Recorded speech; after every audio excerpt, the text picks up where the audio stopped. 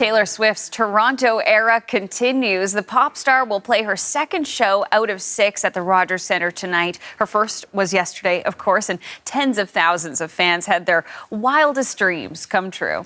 I cried as soon as I got out. I feel so excited. She got us. She got us. I'm like full of adrenaline. Yeah, I'm like right really now. shocked. Like I'm just like, I just can't. All of the stage props and the dancers and it was a whole theatrical performance, which was beyond what she's done in the past. Yeah, it was extraordinary. It's the concert event of a generation. A sea of Swifties flooded the city with friendship bracelets and so many sequins. And we are expecting to see a similar scene when Swift plays again tonight. Our entertainment team was taking it all in, all of the Swift mania last night. Eli Glasner was standing by outside the stadium, and Griffin Yeager was inside singing along with the crowd. Sure I bet was. you probably couldn't hold yourself back, I'm Shameless. sure. Yeah, give us a sense of the atmosphere inside and out. So my wrist didn't look like this yesterday morning when I started, but this is the vibe. This is the vibe of an Eras concert day, where even at 2 o'clock in the afternoon, hours before you could even go into your seats, hours before the doors would open, already the streets were flooded, and it was a love-in, it was a fashion show. You see all of the fans, and the way it works, I didn't understand, but now I get it. You pick an era, and you try to dress. Like there, I can see a bit of red, I saw people walking around, they looked like they were from the Hobbit movie or something, and that was folklore. So that's Folklore, the folklore album. So you pick an era and you kind of show your love with whatever outfit you're wearing. You're trading bracelets. They're not charging them. They're just people were walking around with Ziplocs of friendship bracelets. Here, they're taking them back and forth, admiring each other's outfits. And the amazing thing is, Taylor is one of the biggest musicians in the world, arguably one of the most successful. But it is amazing talking to the fans there on the street, inside and out, the personal connection that they have with this. They shouldn't feel like they know her, but as you'll see with someone I talked to, they do have that really kind of intimate connection. I remember my high school crush when she was talking about those, and through my first relationships and onwards and upwards, everything that I'm going through career-wise, personal life, love, all of it, she finds a way to weave in and make it feel like you're listening just with her and not with the whole world.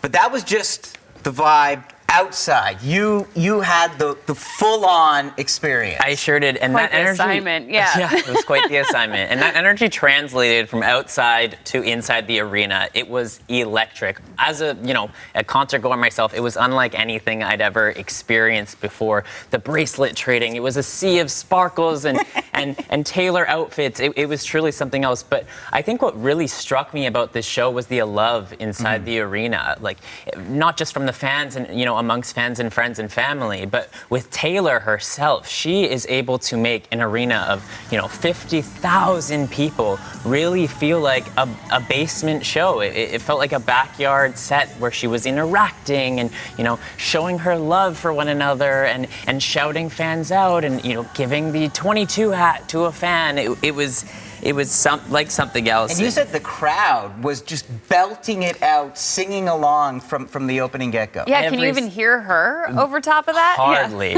I mean, this is an arena and it's a well-executed show, so you can, of course, hear the music, but the fans were louder than anything I've heard before. It was truly something else. And a 3.5-hour show. This is an 3.5 epic, journey through her eras. Think of, a Vegas residency times 10. That's, going across the world. Taylor has the choreo. She's got, the vocals, but it's the endurance that is really something to show for. This is a 3.5-hour show. This is spanning throughout all of her eras, and not one single moment did her energy drop. Did you see the strain? Was she as flawless the entire 3.5-hour evening? I did not see the strain, and I think she's got those moments where she has a moment to breathe, where she's at the piano or she's doing her little acoustic set. But, her energy did not drop throughout the entire show. And not just her energy, performing herself, but that connection was really the through line of love. I think what's really interesting, is in a really smart way. So we're talking 3.5 hours, like 46, 47 songs each night. And I say that number moves because she has this event that I think is very perfectly programmed where she does the surprise songs. And that's about, and now the fans know. Like I was watching a stream of the show, there was a countdown. It's 8 minutes to the surprise songs, 5 minutes to the surprise songs. That's and amazing. so this is really interesting because one, it gives her a bit of a break. It's acoustic. She's just there at the guitar, so she can take a break from all the dancing and singing. So it's a little quieter, a little more unplugged. The rest of the dancers in the band, they can kind of take a swig of water, chill out for a bit. But also, there's the surprise element. And that's, again, this amazing, like we talked about the lore of Taylor Swift and how you have to be like a Taylor Swift scholar. And a big part, even though you can go online and know exactly what the set list is, except no one knows what those surprise songs are going to be. And so talking to the fans, I hope she sings this, I hope she sings that. There's so much anticipation for what she's going to pull out of the back catalog and perform. And again, I think that helps make the audience feel so involved. And there were some sweet Canadian shout-outs here too, right? So that's what's interesting is we were kind of waiting, anticipating they're surprise songs. Sometimes they're surprise guests. And so we were maybe we were like hope casting. We were thinking maybe Shawn Mendes. Maybe Shawn Mendes. They've sung together before. Canadian Sweetheart. That would be amazing. It would have been amazing. It still could be amazing. It didn't happen last night. We heard a lot about Travis Kelce. I think he'd been seen on social media. Toronto restaurant, perhaps. And she said his name, she changed the lyric to the Chiefs, Karma, right? Like, and the Karma audience is a roared. A player. guy on the Chiefs coming straight home to me. Right. See, come on. So, but there was also, in terms of like tailoring it for Canada and Toronto, there was certainly a lot of love expressed. Let's take a look. And then we thought, you know what?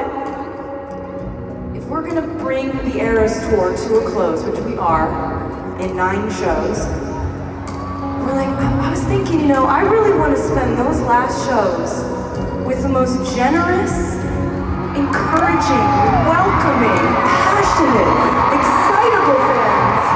So we came to see you in Toronto. Just buttering it up, buttering it up.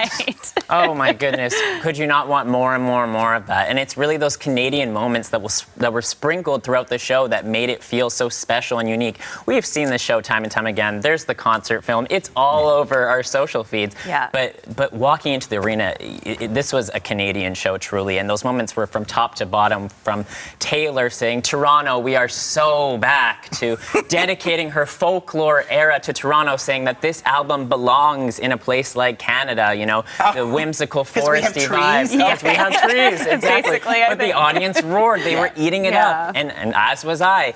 And, it was the through line of the show. And, even there was this one point where the audience was chanting, "Taylor, Taylor, Taylor." And not only was she eating it up, but she stopped to take a moment to say, this is why we love you Canadians. There was one more little Canadian moment? One more little tidbit. In her Red era, we are never getting back together. There's the one line where she involves the dancer. And in every single city, it seems like she caters it to where she is. And it was a little piece of Canadiana that we were not expecting, but we were loving. Take a look. He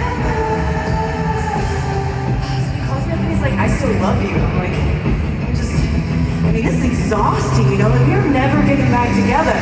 Sorry about it. All right, good old Canadian cliches. Tomorrow, maybe beaver tails. Who knows? Toronto is here. He's great, that dancer. He is great. such a star. Yeah, Fabulous. and I love that moment. So I'm so glad we got a Canadian version. That's great. Thank you, guys. Thank you. Appreciate it. Eli and Griffin, thanks so much.